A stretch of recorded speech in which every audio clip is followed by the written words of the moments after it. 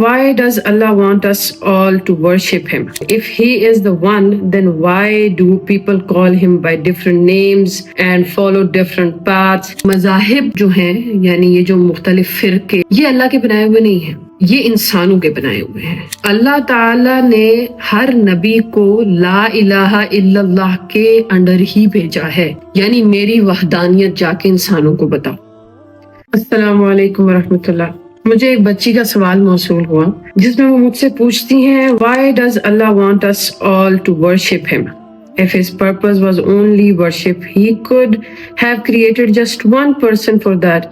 Then why did He create so many of us?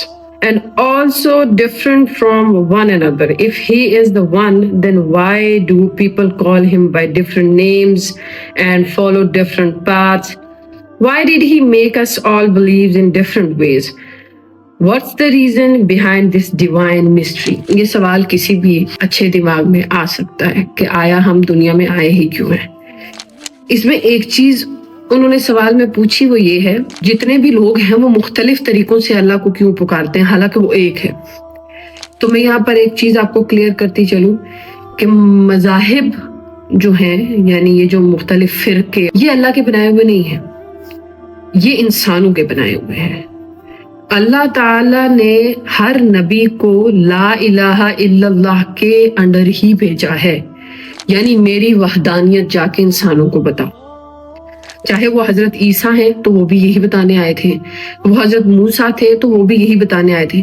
وہ تو پھر قوموں نے آگے خود کتابیں بدلی، اپنے مزاج بدلے، کتابوں میں تحریف کی، تو انہوں نے مختلف مذاہب خود کریٹ کیے۔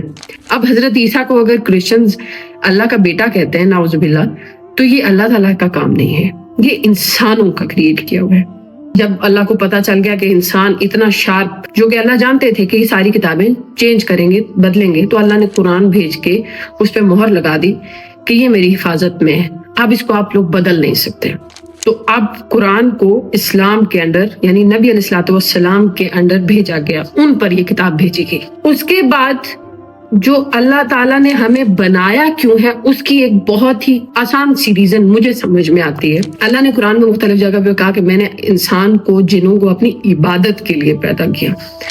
اب عبادت تو فرشتے بھی کر رہے ہیں، یہ پودے، چرند پرند، پہاڑ، ہر چیز اللہ کی بندگی میں لگی ہوئی ہے، سورج، چاند، ستارے، پوری کائنات، گلیکسیز۔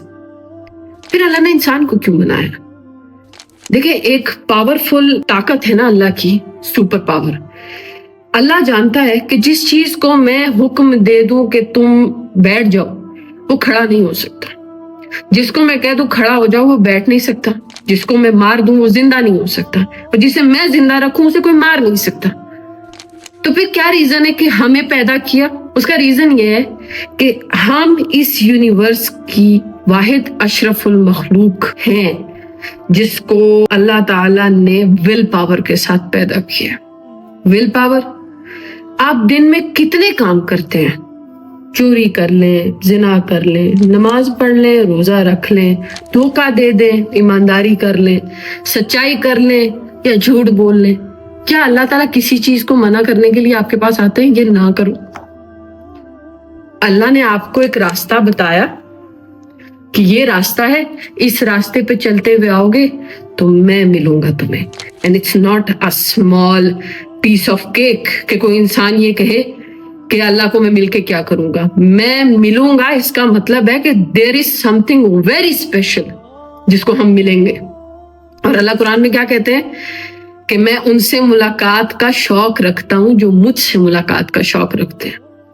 اللہ تعالیٰ نے ہم لوگوں کو یہ جو ول پاور دی ہے نا، اس میں اللہ کی چاہت یہ ہے کہ میری ایک مخلوق جس کو میں نے اس طرح کریٹ کیا ہے ول پاور کے ساتھ، یہ خود اپنی مرضی اور خواہش سے مجھے چاہے اور پھر میرے پاس آئے۔ کسی کا زور نہیں، میں طاقتور ہوں، میں خدا ہوں، میں اللہ ہوں، لیکن میرے زور سے نہیں، اپنی مرضی سے۔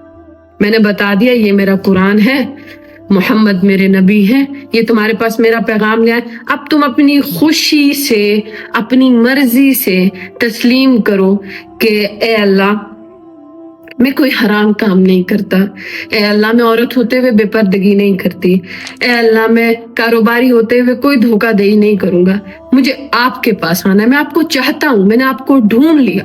پھر اللہ نے اس کائنات میں آپ کو مختلف نشانیاں دی ہیں، ان ساری نشانیوں کو دیکھتے ہوئے اللہ نے یہ معجزہ دیا ہے، اس معجزے کو دیکھتے ہوئے اللہ نے آپ کو پیغمبر بھیجا، اس پیغمبر کی تعلیمات کو پکڑتے ہوئے آپ جب 100% خود اپنی مرضی سے مسلمان ہوں گے، بس یہ اللہ چاہتا ہے آپ سے، بس باقی جو نافرمان ہیں اور جو نافرمانیاں کریں گے وہ اپنا انجام جانتے ہیں۔